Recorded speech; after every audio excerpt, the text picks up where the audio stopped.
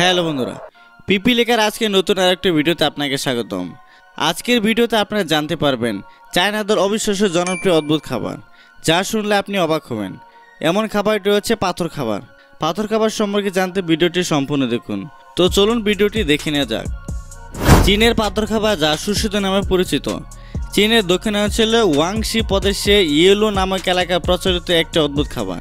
এটি আসলে পাথরের টুকরো দিয়ে তৈরি একটি ডিশ, যা সরাসরি খাওয়া হয় না, বরং বিশেষ ধরনের সস ও মশলার সঙ্গে রান্না করে পরিবেশন করা হয়।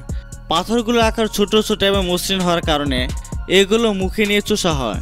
এই প্রথাটি হাজার বছর পুরনো, মূলত স্থানীয় মাটির স্বাদ উপভোগ করার উদ্দেশ্যে চালু হয়েছিল। যখন গরিব জনগোষ্ঠীর খাবার অভাব ছিল, তখন তারা পাথর দিয়ে একটি খাবার তৈরি করত। এটা বিশ্বাস করা হয় যে পাথর থেকে নির্গত খনিজ পদার্থ শরীরের জন্য উপকারী হতে পারে। এই পাথর খাবারটির তৈরির প্রক্রিয়া খুব আকর্ষণীয়।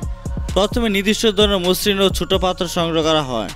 এরপর পাথরগুলোকে পরিষ্কার করে ভালোভাবে ধুয়ে নিতে হয়। একটি নির্দিষ্ট পরিমাণ তেল দিয়ে পাথরগুলোকে ভাজা হয়।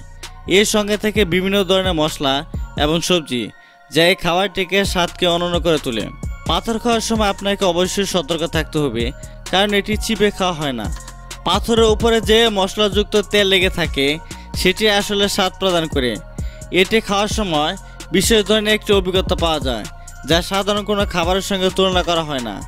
অনেকেই বলে থাকেন এটি একটি থেরাপিউটিক অভিজ্ঞতা, যা মন ও দেহকে প্রশান্তি করে তোলে।